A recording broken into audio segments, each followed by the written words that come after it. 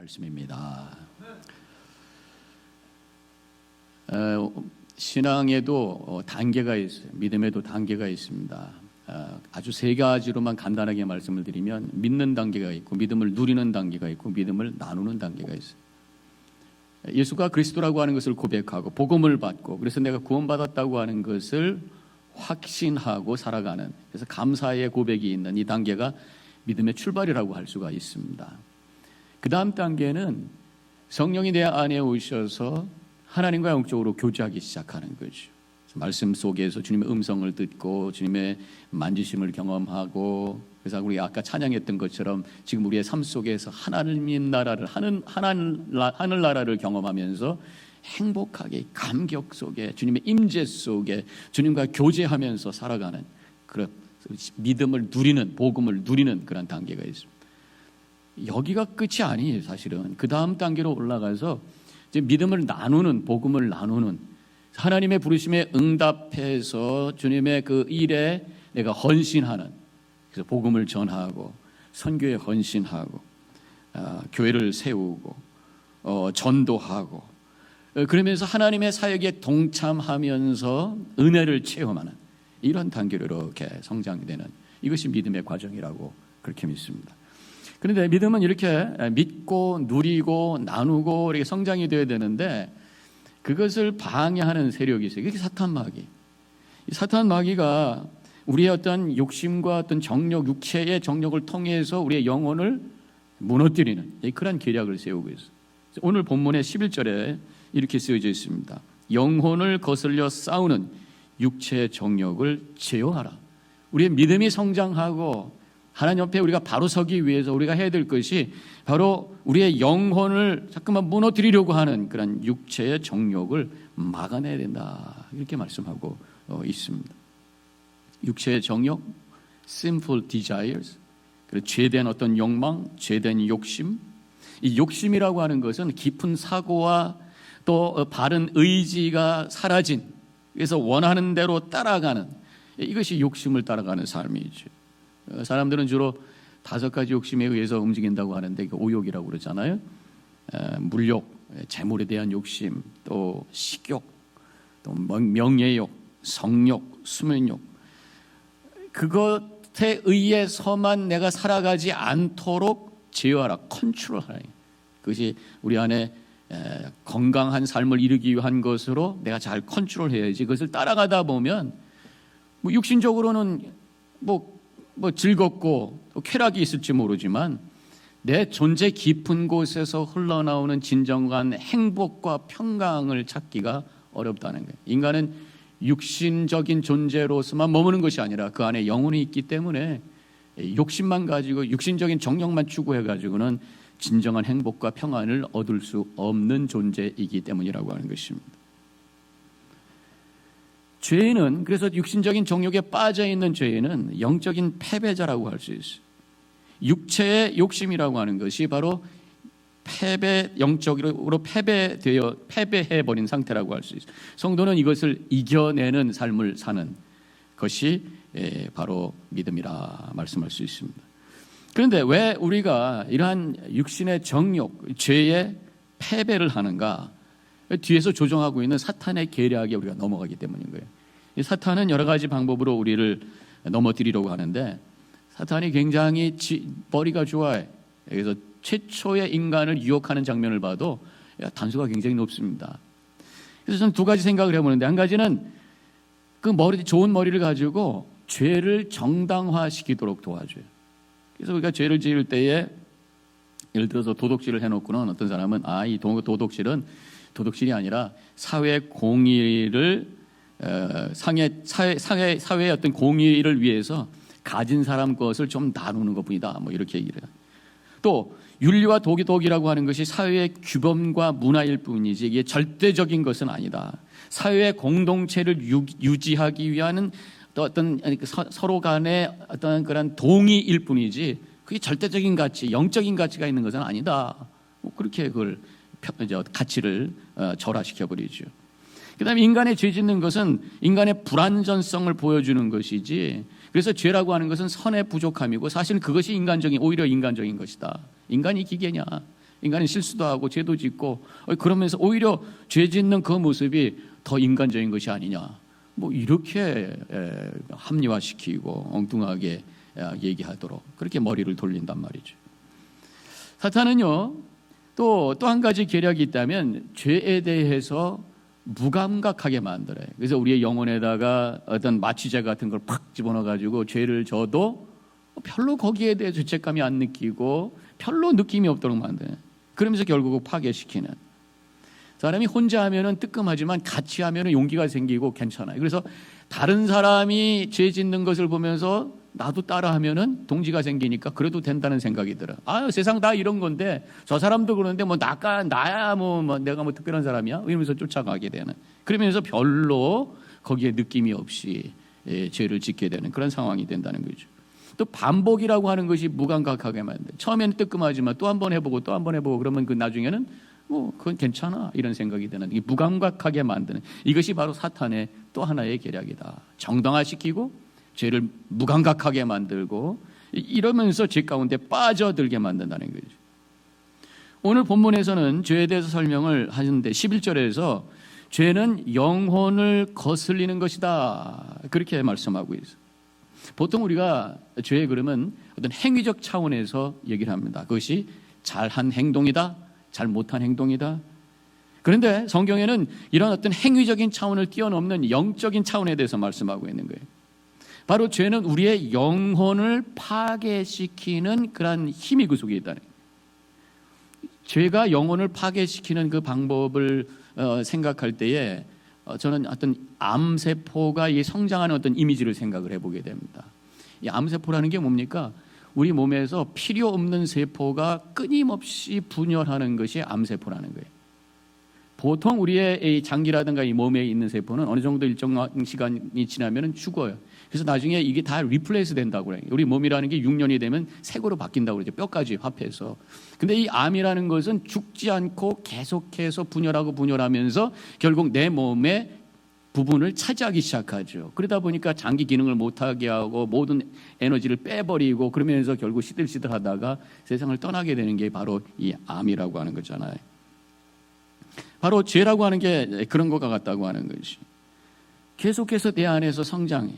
그러면서 결국은 내 안에 있는 영적인 생명의 자리를 차지해버리고, 그래서 영적인 기능을 마비시켜버리고 영적인 기능을 하지 못하게 하면서 영적으로 죽어가게 만드는 것이 바로 죄라고 하는 것입니다. 암세포는 처음에 감각이 없어요. 그래서 초기 진단이 굉장히 중요하다. 이제 그런 말씀이 있잖아요. 이 죄라고 하는 것도 마찬가지예요. 그냥 다 그렇게 하는 거니까 잘 느끼지 못해. 그러다가 나중에 시간이 가서 영적으로 무너지는 그런 경우가 있는 것처럼 암세포도 마찬가지잖아요. 처음에는 잘 몰라요. 나중에 증상이 생긴 거 보면은 그 다음에 큰 문제가 생겨 있더라. 어떤 때는 너무 늦었다. 이런 경우도 있는 것을 보게 됩니다. 그래서 우리가 검진하고 미리미리 검사하는 것이 굉장히 중요해요. 그래서 이번에 한국 갔을 때 제가 울트라 사운드를 가지고 또 검사해보고 내시경도 들어가서 검사해보고 그랬더니만 괜찮다고 그래.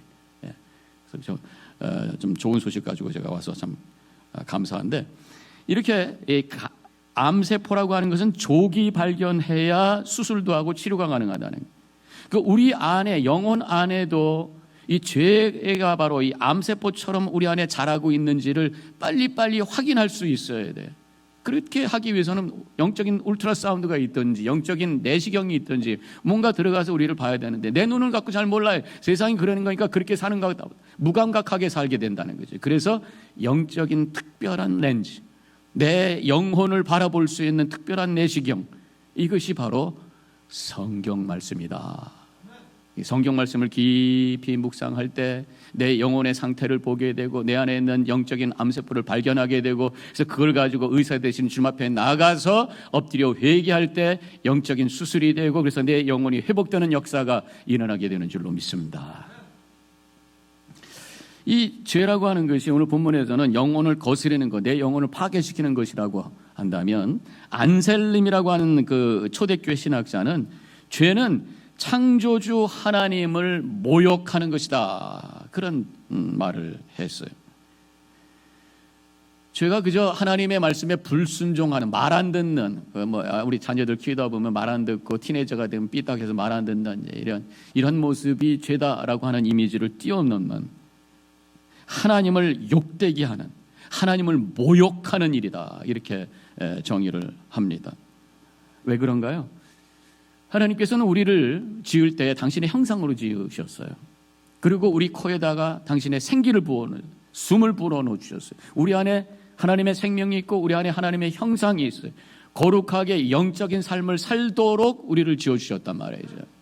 그런데 육신의 정욕을 쫓아가고 세상의 물질을 쫓아가고 욕심만 쫓아다니면서 육체적인 차원만을 산다면 하나님의 모든 창조의 목적과 그 노력을 우습게 만드는 일이라는 거예요. 창조주 하나님을 모욕하는 것이고 하나님의 이름을 더럽히는 것이라는 거예요. 우리 죄가 얼마만큼 하나님을 수치스럽게 만드는 일인지, 어떻게 얼마나 하나님을 욕되게 하는 것인지를 알 수 있는 게 바로 십자가를 가만히 바라보시란 말이죠.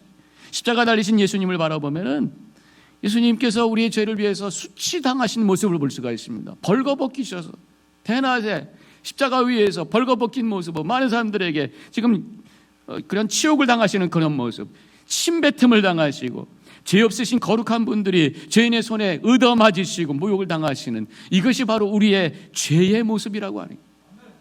이 죄가 나의 영혼을 파괴하는 것과 더불어 거룩하신 하나님의 이름을 더럽히고 그분을 욕되하는 일이라고 하는 것을 이 십자가에서 우리에게 보여주고 계신 것입니다. 그렇기 때문에 우리는 육체의 정욕을 이겨내야 된다는 거예요. 이것은 단순히 도덕적인 사람이 되어야 된다는 의미를 뛰어넘는 그런 의미가 있어요. 내 영혼을 지키고 하나님의 이름을 거룩하게 지키는 일이라고 하는 것을 오늘 말씀을 통해서 우리가 깨달아야 될 줄로 믿습니다. 그렇다면 제가 여러분들과 함께 말씀을 나누기 원하는 중요한 내용은, 그럼 어떻게 하면은 내 영혼을 지키고 어떻게 하면 죄로부터 내가 이기는 삶을 살 것이냐라는 것을 함께 나누기 원해. 첫 번째로는 때마다, 필요할 때마다 회개하셔야 돼요. 예수님께서 이 땅에 오셔서 제일 먼저 선포하신 메시지가 뭡니까? 바로 회개하라. 마태복음 3장 2절, 회개하라 천국이 가까웠느니라. 다른 말씀하시기 전에 먼저 회개하라는 말씀을 주셨기 때문에 우리가 회개할 때마다 우리 주님 기뻐하시는 줄로 믿습니다. 지난번에 회개했는데 어떻게 또 놔두껍게 또 합니까? 괜찮아요. 회개하라고 먼저 말씀하신 주님, 우리가 회개할 때 기뻐하신단 말이에요. 근데 이 회개라고 하는 것이 단순한 죄에 인정해서 끝나는 것이 진정한 회개가 아니에요.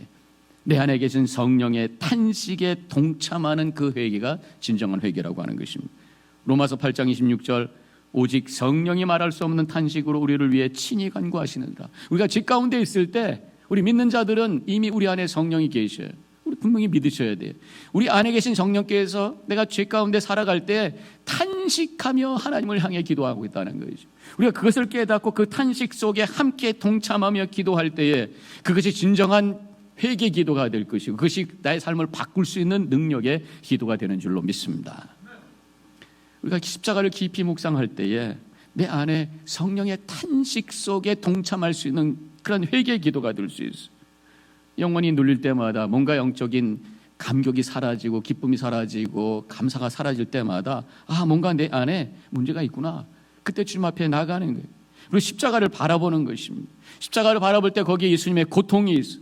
예수 그리스도의 그 보혈이 흐르고 있어요. 그것을 멀리서 보지 마시고 가까이 가셔서 그분의 눈을 보시고 그분의 찢겨진 상처를 보시고 그분의 눈물을 보시고 그분의 고통스러운 모습을 보시면서 그것이 바로 나 때문에, 나 죄 때문에 라고 하는 것을 고백할 때에 나도 눈물이 흐르고 그 내 안에 있는 죄가 내 영혼의 아픔이 되면서 성령의 탄식 속에 함께 동참하며 회개 기도하며 주님 앞에 나갈 수 있게 되는 줄로 믿습니다. 십자가를 깊이 묵상할 때에 성령의 탄식 속에서 우리가 회개할 수 있어요.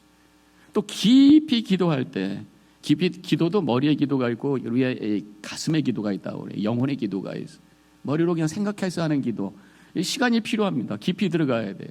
그때 내 안에 있는 영혼의 탄식 속에 함께 들어가며 성령께서 도와주셔서 기도가 되도록 하시면서 회개할 때 그 회개가 진정한 회개가 된다는 거죠. 근데 목사님, 내가 무슨 회개를 해야 될지 모르겠어요. 어떤 목사님은 그래서 주기도문을 가지고 회개 기도한대. 주기도문을 가지고 하늘에 계신 우리 아버지의 이름이 그렇게 여김을 가지고 쭉 나오시잖아요. 그 한 대목마다 묵상하면서 거기에 응답하면서 내 죄를 고백하는 거예요. 하늘에 계신 우리 아버지시오. 우리 하나님이 하늘에 계신데 나는 늘 땅만 쳐다보며 살아왔던 나의 모습을 회개합니다. 우리 하나님이라고 고백했는데, 우리 아버지라고 고백했는데 다른 사람 생각하지 않냐고 나만 생각했던 이기적인 모습을 고백합니다. 아버지라고 고백했는데 그 아버지의 사랑과 그분의 말씀에 순종하지 않냐고 내 멋대로 살았던 나의 모습을 고백합니다. 이름이 거룩하게 하옵시고 하나님의 이름을 거룩하게 하도록 살아야 되는데, 내가 죄 가운데 하나님의 이름을 먹칠하면서 살았던 내 잘못된 언어와 행위를 주님 앞에 회개합니다. 나라의 임하옵시며 하나님의 나라가 임해달라고 기도했지만 나는 하나님의 나라가 아니라 돈주머니가 내 삶 속에 임하기를 원하면서 살았던 나의 모습을 주님 앞에 고백합니다. 뜻이 하늘에서 이루어진 것 같이 땅에서도 이루어지리라 우리가 고백하지만 하나님의 나라의 뜻보다는 내 뜻과 내 욕심이 이루어지길 바라면서 살아왔던 나의 모습이었습니다. 우리에게 일용할 양식을 주옵시고 라는 고백이 있지만 나는 일용한 양식에 만족하지 아니하고 내 삶 속에 대박이 터지기를 원하면서 늘 불만족과 불평 속에 살아왔던 내 모습을 회개합니다. 주기도문을 깊이 묵상하면서 그 말씀, 그 고백, 그 기도 앞에 나의 모습을 펼치면서 주님 앞에 회개할 때 그 회개가 진실한 회개가 되시고 성령의 탄식 속에 동참하며 주님 앞에 상달되는 회개의 기도, 내 영혼을 바꾸는 능력의 회개 기도가 될 줄로 믿습니다. 오늘 성만찬을 행하게 되어 있어요. 성만찬을 행할 때 두 가지 방향을 우리가 바라봐요. 하나는 나를 바라보는, 내 영혼을 바라보는, 내 영혼의 기쁨과 감격이 사라졌다면 주님 앞에 회개하셔야 돼요. 또한 주님을 바라보는 거예요. 나를 위해 고통당하시고 그래서 찢기시고 피 흘리신 예수님을 바라보며 내 죄를 위해서 고통당하시는 주님 앞에 엎드려 나의 죄를 회개하는, 그래서 주님의 은혜가 새롭게 체험되는 이 성만찬이 되시기를 주님의 이름으로 간절히 축원합니다. 이렇게 회개하라고 하는 말씀을 제가 드리고, 두 번째로는 우리의 영혼을 지키기 위해서 성령을 쫓으셔야 돼요. 하나님의 거룩한 영을 따라가야 된단 말이에요. 갈라디아서 5장 16절에 내가 이르노니 너희는 성령을 따라 행하라 그리하면 육체의 욕심을 이루지 아니하리라. 죄를 이기기 위해서는 성령을 쫓아가라 그런 말씀. 회개하는 것만 가지고 눈물로 그냥 기도만 한 것으로 끝나는 것이 아니라 적극적인 방법으로 성령을 쫓아서 성령 충만한 삶을 살기 위해서 움직여 나가야 된다 그런 말씀. 내 안에 영적인 영역을 넓혀야 간다. 성령의 지배 영역을 넓혀가면서 살아야 된다는 말씀. 우리 안에 영적인 공간이 있어요. 근데 그 공간에 누가 차지하느냐에 따라서 나의 영적인 상태가 달려있는 것이, 성령이 차지하게 되면 하나님 은혜에 대한 감격과 감사 속에서 하나님을 찬양하면서 기쁨 가운데 살아요. 어려워도 감사, 문제도 이길 수 있는 능력이 있어요. 그런데 성령이 차지하지 않으면 그 공간이 그냥 텅 비어있는 것이 아니라 엉뚱한 것이 들어오기 시작합니다. 육체의 욕망과 욕심과 이기심과 미움과 이 어두운 생각들이 들어와서 나의 영혼을 파괴시킨다고 하는 것입니다. 그러므로 내 마음에 감사가 사라지고 불평불만이 생기기 시작할 때에 내 안에 영적 공간에 엉뚱한 것이 들어왔구나라고 진단하면서 주님 앞에 엎드려야 되고 성령께서 내 안에 들어오시도록 내 공간을 내어 드려야 되는 거예요. 내 안에 성령이 임하실 수 있도록 성령을 쫓아가기 위한 구체적인 방법이 뭐냐? 영적인 장소와 영적인 시간을 내가 더 할애해야 되는 거예요. 우리 인간은요, 공간적 존재이고서 또 시간적 존재, 어디에 있느냐가 굉장히 중요해. 또 어느 시간에 무엇을 하고 있느냐가 굉장히 중요해. 그래서 내가 어디에 있느냐, 거룩한 공간이 자꾸만 나가야 돼. 거룩한 공간이어야 돼. 바로 교회인 줄로 믿습니다. 교회에 와야 돼. 예배 드려야 된단 말이에요. 이제 팬데믹이 어느 정도 완전히 해결된 건 아니지만 아직도 조심스럽지만 그래도 이렇게 살아야죠. 어떻게 with 코로나, 한국에서도 이제 11월 달부터는 with 코로나라고 그러는데 with COVID. 그러면서 이제 우리가 함께 거룩한 공간을 향해 자꾸만 움직여야 돼. 또 영적인 시간을 써야 돼. 말씀과 기도를 위해서 내 시간을 써야 돼. 어디에 있느냐, 무엇을 위해서 내가 시간을 쓰느냐에 따라서 내 내면의 세계가 달라지게 되어 있다고 하는 거죠. 물론 우리는 하루 종일 세상에서 살고 있습니다. 직장에서 또 비즈니스 하시는 분들, 뭐 생업 때문에 우리가 일해야 돼요. 그렇죠? 사업해야 됩니다. 그래서 언제 내가 시간을 쓸 수가 있겠습니까? 그런 말씀을 할 수도 있겠어요. 그러나 얼마든지 우리가 살고 있는 그 공간 속에서 직장 속에서, 또 가게에서, 사업처에서 그것을 거룩한 공간으로 만들고 거룩한 시간으로 우리가 만들 수 있는 것이, 거기 하나님이 계심을 믿고 하나님을 섬기는 마음으로 손님들 섬기고, 들어오면 저 사람 얼마짜리 이렇게만 하지 마시고 하나님의 보내주신 귀한 분들, 하나님의 은혜의 통로라고 고백하면서 섬기고 나를 통해서 그리스도가 드러날 수 있도록 살고, 그러면 그 장소가 거룩한 장소가 되고 그 시간이 거룩한 시간이 되는 거란 말이죠. 그렇게 살 때에 우리 삶 속에 하나님의 영으로 채워지는 역사가 일어나게 되는 줄로 믿습니다. 우리의 시간을 가장 많이 가져가는 것이 보면은 텔레비전, 또 인터넷, 요새 뭐 드라마, 영화 이런 것들이잖아요. 물론 좋은 것도 있고 좋은 메시지가 있는 것들도 많지만, 가만히 보면은 사람들의 어떤 재미를 자극해야 되니까 더 폭력적이고 더 자극적이고 더 성적이고 이런 것들을 막 자꾸 가고 있잖아요. 안 그러면 사람들이 안 보니까.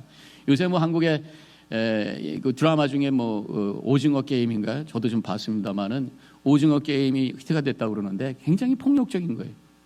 이게 양극이 되어 있는데 아주 어렸을 때 재밌게 놀았던 그 놀이하고 폭력하고 이게 컴바인이 돼가지고 그 사람들이 더 보는 것 같아요. 한국에 갔더니 달고나라고 그러잖아요. 뽑기, 저 죽에다 이렇게 하는 거. 뭐 대박이 난 것 같아요. 제가 어디 민속촌인가 이런 데 갔는데 정말 줄 서 있고 저도 가서 아내 같이 한번 하고 뭐 이랬어요. 그 오징어 게임 때문에 그런 거예요. 그런데 물론 우리가 때로는 드라마도 보고 또 영화도 봐요. 그렇지만 그것만 추구하다, 재미있는 것만 추구하다가, 어떤 자극적인 것만 추구하다가 보면 내 공간에 그런 것들로 채워지기 시작하면서 성경 읽고 묵상하는 것, 기도하는 것이 따분해지기 시작하고 점점 하나님으로부터 멀어지기 시작하고, 그래서 죄 가운데 더욱더욱 깊이 들어가게 된다고 하는 것입니다. 그렇기 때문에 우리 믿는 사람들은요, 영적인 생활에 나름대로의 철칙을 가지셔야 돼요. 어떤 스트럭처를 가져야 돼요. 이것만은 내가 포기할 수 없다라고 하는 것을 가지고 살 때에 내 공간과 내 시간이 영적인 것으로 채워질 수 있어요. 그것이 바로 성수주일입니다. 이 주일, 이 시간에는 내가 다른 곳에 있지 아니하고 다른 것 하지 아니하고 거룩한 주님의 존전에서 내가 예배하리라고 하는 그 믿음의 고백 가지고 예배, 이 시간을 기억하고 이 시간에 주님 앞에 나와야 되는. 또 한 가지는 신앙의 단위가 일주일에 한 번은 아니에요. 일주일에 한 번씩 주일 예배 드리는 거 가지고 내가 다 했다라고 그러면 그냥 여러분들 그건 오해예요. 신앙의 단위는 매일매일입니다.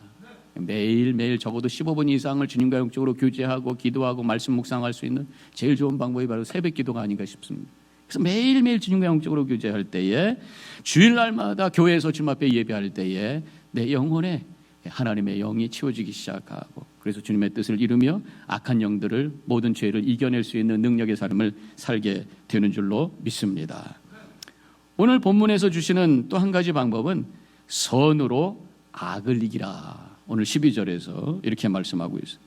너희가 이방인 중에서 행실을 선하게 가져 너희를 악행한다고 비방하는 자들로 하여금 너의 선한 일을 보고 오시는 날에 하나님께 영광을 돌리게 하려 함이라. 세상 사람들에게 선한 일을 행함으로 하나님의 영광을 드러내는 이 거룩한 삶을 살아라. 로마서 12장 21절에는 악에게 지지 말고 선으로 악을 이기라. 선을 행함으로 말미암아 내 안에 도전하고 있는 악한 것들을 이겨내라, 그렇게 말씀하고 있어요. 물론 우리가 영적으로 충만하면, 성령으로 충만하면, 영혼이 건강하면 그냥 선행을 어렵지 않게 하게 되어 있어요. 내 안에 주님의 사랑이 가득하면 다른 사람 사랑하게 되어 있단 말이에요. 성령 충만하면 섬기고 주님의 뜻을 위해서 움직이는 것이 힘들지 않아요. 그런데 반대가 있어요. 선한 것, 거룩한 것을 추구할 때에 내 안에 하나님의 영으로 채워져. 내 안에 하나님의 영으로 채워져서 선한 일을 할 때도 있지만, 비록 내 안이 아직은 준비가 되지 못할지라도 내 의지를 가지고 하나님의 뜻을 향해서, 선을 향해서 결단하고 움직여 나갈 때에 나중에 내 영혼에 하나님의 영으로 채워지는 역사가 일어나게 된다는 것이, 우리는 영혼육이 연결이 되어 있기 때문에 이 방향으로 하든 저 방향으로 하든 어쨌든 주님의 영이 내 안에 임하기 위해서 우리가 움직여 나갈 수가 있다. 좀 더 쉽게 말씀드리면요, 내 마음에 미움이 들어와 있어. 누군가를 미워해. 그 미움대로 사는 것이 아니라 그럼에도 불구하고 그를 향해서 선한 일을 할 때에 내 마음이 바뀌어서 그의 미움이 사라지기 시작하고 그를 향해서 열린 마음으로 다가가기 시작하는 거예요. 부부싸움을 했습니다. 마음이 불편해요. 그렇지만 그럼에도 불구하고 남편을 위해서, 아내를 위해서 청소도 하고 맛있는 반찬을 하는 거예요. 움직여 나갈 때에 내 마음에 평화가 다시 오게 되고 그 관계와 사랑이 회복되는 역사가 일어나게 된다고 하는 것입니다. 의지를 가지고 감정을 녹이는 그러한 결단이 우리에게 필요하다고 하는 것입니다. 나에게 힘들게 하는 사람이 있어요. 인내로 끝까지 그 사람에게 다가가는 거예요. 미움이 사라지고 평화의 관계가 다시 회복된다고 하는 것입니다. 이렇게 말씀을 드리면 어떤 분은 목사님 좀 정직하게 삽시다. 미움이 있으면 미워하고 화가 났으면 화도 좀 내고 그래야 되는지, 속에는 미움이 있는데 왜 선을 하고 속에 화가 나는데 그 사람을 위해서 좋은 거 합니까? 그런데요, 감정대로 살아보세요. 미워서 미워하시고 미움이 생겨서 미워하시고 화가 나서 화를 내보세요. 어떻게 되겠습니까? 그 삶이 어떻게 되겠어요? 깨지고 터지고 무너지고 난리가 나게 되어 있습니다. 저는 그렇게 믿습니다. 내 안에 있는 죄된 감정을 녹여버릴 수 있는 하나님의 능력의 통로가 바로 내가 선을 위해서 움직이는 것이다. 이렇게 우리가 고백해야 될 줄로 믿습니다. 비록 내가 아직 준비가 되지 않을지라도 의지로 움직일 때에 주님의 그 은혜와 능력이 내 안에 임하셔서 내 안에 하나님의 영으로 채워주시고 악을 이길 수 있는 능력을 허락해 주신다고 하는 것입니다. 그렇기 때문에 내 마음이 좀 어둡고 영혼이 좀 빈곤해질 때에 내 마음이 영혼이 이렇게 돼서 클클하고 그래서 주저앉아 있어야 되겠다, 이것이 아니라 오히려 움직이는 거예요. 더 하나님의 일을 하는 거예요. 교회 봉사하는 거예요. 선교도 가는 것입니다. 사랑의 음식 나누게 가서 음식 나누는 것이에요. 그때 오히려 그 움직임을 통해서 내 영혼이 회복되고 하나님의 은혜가 다시 회복되는 역사가 일어나게 된다고 하는 것입니다. 왜냐하면 우리는 하나님께서 창조할 때부터 본래 선한 일을 하도록 창조된 거예요. 선한 일을 할 때에 우리의 존재가 회복되고 우리의 영혼도 회복되는 것이, 에베소서 2장 10절에서 우리는 그의 만드신 바라 그리스도 예수 안에서 선한 일을 위하여 지으심을 받은 자니, 이렇게 말씀하고 있어요. 선을 행할 때 자세가 있습니다. 오늘 봉독한 말씀 베드로전서 2장 그 뒤쪽에 쭉 나오는 건데, 운동도 기본 자세가 있는 것처럼 선행을 행하는데도 자세가 필요한데, 그것을 두 가지로 말씀을 드리면 겸손과 인내. 겸손하고 인내하려고 할 때에 우리는 선을 행할 수가 있어요. 베드로전서 2장 13절 인간의 모든 제도를 주를 위하여 순종하되, 베드로전서 2장 18절 사안들아 범사에 두려함으로 주인들에게 순종하되. 순종이라는 단어가 지금 계속 반복하고 있는데, 순종은 겸손하지 않으면 안 돼. 선은 겸손한 그런 자세로 내려가지 않으면 행할 수가 없어요. 모든 문제가 교만으로부터 왔기 때문에 우리가 겸손할 때에 하나님의 회복의 역사가 우리 가운데 일어나게 되는 것이죠. 인내, 베드로전서 2장 19절 부당하게 고난을 받아도 하나님을 생각함으로 슬픔을 참으면 이는 아름다우나. 이 참을 때에 아름다워진다. 참을 때에 거기서 선이 행하게 되고, 그래서 결과적으로 아름다워지고 내 영혼도 회복되어진다. 근데 문제는 참는 게 쉽지 않아요. 참는다고 하는 것이 그냥 눌러가지고 되는 게 아닙니다. 누르다 어느 순간에 폭발할 수가 있어요. 그래서 오늘 이 말씀에 보면은 하나님을 생각함으로 슬픔을 참으라. 하나님을 바라보고 십자가를 깊이 묵상하면서 내 믿음으로 영적으로 이것을 소화할 때에 인내하게 되고, 그때 그 안에 선이 이루어지고 내 영혼이 회복되는 역사가 일어나게 된다고 하는 말씀이죠. 오늘 말씀을 정리하게 해서 우리의 영혼을 지켜야 돼. 하나님께서 우리의 영혼을 살려주셨어요. 지켜야 돼. 지키기 위해서는 영적으로 힘들 때마다 십자가를 바라보면서 우리가 회개해야 될 것이에요. 내 안에 하나님의 영으로 채우기 위해서 거룩한 공간과 거룩한 시간에 머물러야 돼. 주일 성수와 또 매일 기도로 성령 충만한 삶을 살아야 되는 거예요. 마지막으로는 겸손과 인내로 내 안에 선을 행함으로 말미암아 나를 도전하는 악한 감정을 녹여버리며 승리의 삶을 살아가는 우리 모든 성도님과 제가 되기를 주님의 이름으로 간절히 축원합니다. 기도하십시다.